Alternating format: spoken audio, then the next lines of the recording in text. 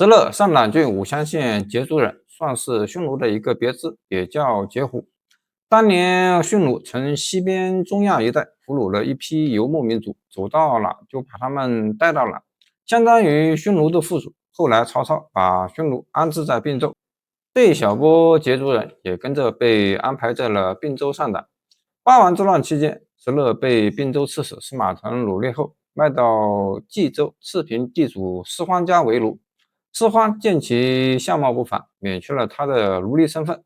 在此期間，也結識了穆帥吉商。元熙元年，公元304年，司馬穎部將陽平人公師方自立為將軍，在清河郡蘇縣起兵，擁兵數萬。石勒與吉商率數百騎兵前往投奔，吉商為他定石為姓，勒為名。此後，石勒四處征戰，屢敗晉軍，聲名漸起。永嘉元年，公元307年，公師方兵敗被殺後，吉商、石勒逃回赤平，收攏殘部，劫掠郡縣。吉商正式自稱大將軍，以石勒為少魯將軍，打着為成都王司馬穎復仇的旗號，攻炸鄴城。但次年308年被西晉名將苟晞大敗，吉商戰死，石勒率殘部逃往樂平。走投無路之際，石勒轉向上黨，投靠胡人首領張貝都。馮默突以劉淵舉義討進，部眾當有所屬，勸其歸漢。二人雖率部眾隨石勒一同投奔漢趙劉淵。此時石勒獲得了第一支成建制的正規軍，也成為石勒早期擴張勢力的跳板。永豐元年，公元308年，劉淵稱帝，遣使授予石勒持節、平東大將軍、平晉王。劉琮攻打湖關時，石勒親率7000精銳為前鋒都督，斬殺晉將黃秀。隨後進軍鄴城、趙郡、巨鹿、長沙等地，斬殺數萬晉軍，大量領賞胡人武裝前來歸附。但石勒很快意識到，僅靠劫掠和征戰無法真正立足中原，於是他將收羅來的漢族士族、地主集中安置，組建君子營，並重用趙郡名士張彬為首席謀主，同時設立軍功曹等機構。從這一刻開始，石勒已經不再是一個四處征戰的胡人將領，而是在着手建立屬於自己的政權。西晉幽州刺史王浚聯合鮮卑勢力反擊，派鮮卑首領段務成率領鮮卑西晉聯軍10餘萬人南下進攻。面對強敵，石勒在飛龍山遭遇起兵以來少有的大敗，被迫退守黎陽。然而這場失敗並沒有擊垮石勒，穩住陣腳後，他迅速展開反攻。先攻信都，斬殺晉朝冀州刺史王彬，又東西鄄城，擊殺兗州刺史袁福。隨後乘勝進軍廣宗、清河、平原、陽平等地，接連失守，9萬餘人歸降。河北局勢迅速向石勒傾斜。緊接着爆發武德之戰，石勒大破晉軍，斬殺晉冠軍將軍梁懼。戰後，他又將堅持抵抗後投降的士族萬餘人全部坑殺，以震懾各地勢力。至此，石勒之名傳遍河北，再無人敢輕視這個曾經的奴隸。光興元年，公元310年，劉淵病逝，太子劉和繼位，劉琮誅殺劉和，自立為帝。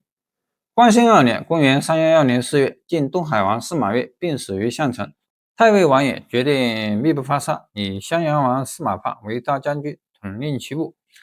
10餘萬晉軍護送其靈柩東歸東海。石勒聞訊，5月親率輕騎乘許昌，晝夜疾馳，在苦縣臨平城圍困晉軍主力，大敗晉軍。晉太尉王衍、襄陽王司馬歆等人盡數被俘。石勒起初對王衍的談吐頗為欣賞，詢問他西晉滅亡的原因，王衍為了保全性命，極力推卸責任，聲稱自己臨生時就沒有做官的慾望，一直不參與政事，並趁機勸說石勒稱帝，試圖以此討好石勒，以求自免。石勒勃然變色，斥責道：“君名蓋四海，身居重任，少壯登朝，至於白首，何得言不遇世事？使天下破壞如此，正是君罪所致。”隨後命人深夜推倒牆壁，將其壓死。那麼問題來了，你覺得西晉為什麼會滅亡？石勒殲滅西晉主力後，聯合劉曜、王彌攻破洛陽。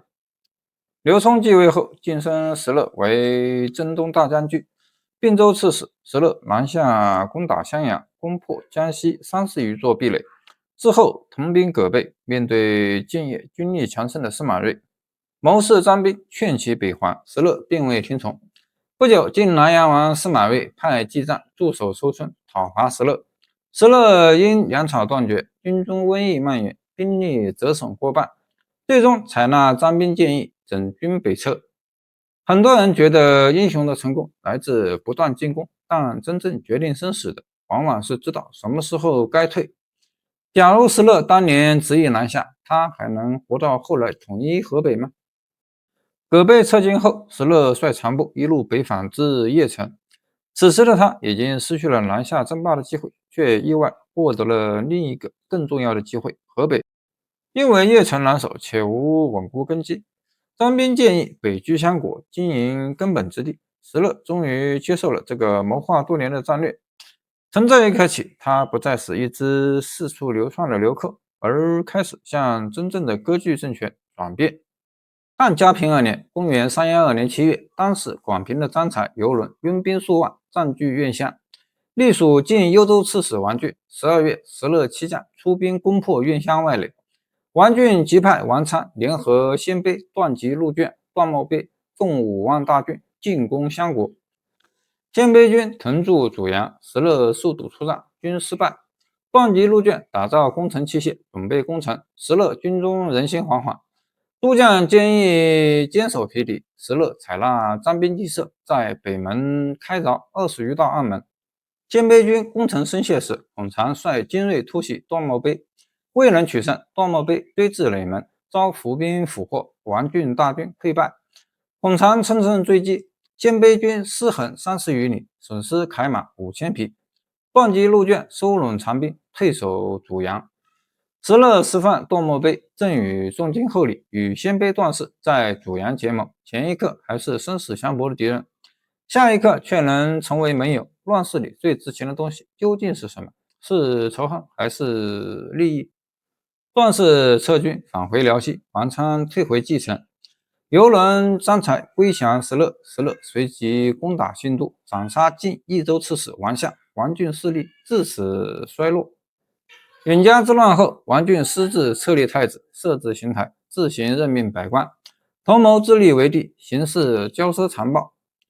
石勒想要吞併王浚勢力，鑑於其兵力強盛，便採納張彬之計，假意歸降示弱。面對王浚的使者，石勒刻意展示疲弱兵力，態度謙卑恭敬。接收書信時，北向跪拜，每日祭拜王浚正順的陳偉。謊稱見陳偉如見王浚，還許諾親赴幽州，輔佐其稱帝。王浚徹底輕信石勒的忠心，而石勒派遣的使者王子春早已探查清楚王浚的虛實，為出兵做好萬全準備。嘉平4年，公元314年3月，石勒率軍討伐王浚，連夜行軍至博仁縣。他採納張彬的計策，利用王浚與并州刺史劉琨的矛盾，盛信聖人至向劉琨求和，承諾幫其剿滅王浚，使得劉琨坐視不理，不肯救援。石勒一路進軍至幽州治所蓟縣，先以進貢為由，驅趕收遷流陽入城，堵塞城內道路。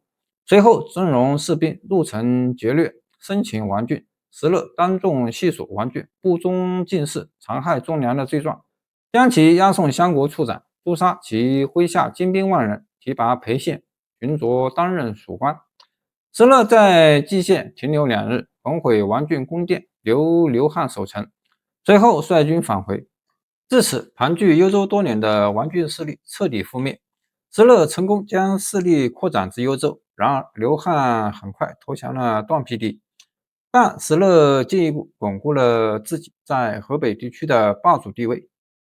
建元2年，公元316年，石勒在甸城圍困西晉樂平太守韓據，韓據向駐守晉陽的并州刺史劉琨求援。此前代國內亂，拓跋儀卢舊部姬旦、魏雄率領代國烏桓部眾歸順，讓劉琨軍力大增，於是劉琨執意借此討伐石勒。他不顧姬旦、魏雄的勸阻，調集全部兵馬，命姬旦率2萬兵馬為前鋒，自己駐守廣牧坐鎮支援。石勒判定激盪部众遠道而來，疲憊不堪，且是杂牌聯軍，號令不一，急於擊潰。他在山中設下伏兵，主動與激盪交戰，佯裝敗退，引誘敵軍深入。隨後伏兵齊出，夾擊大敗敵軍，激盪逃往代郡。韓據棄城投奔劉琨，此戰震動整個并州。據守陽曲的劉琨長史李弘開城投降，致使劉琨進退無路，只能投奔幽州刺史段皮黎。劉琨敗走之後，河北并州進入石勒掌控。曾經那個被販賣的奴隸，如今已經擁有屬於自己的地盤、軍隊和謀臣集團。但此時的石勒名義上仍然只是漢朝的大將。問題來了，當一個人擁有了半壁江山，他還會甘心繼續做別人的臣子嗎？而幾年之後，一場席捲漢朝的血腥內亂將給石勒送來一個改寫北方歷史的機會。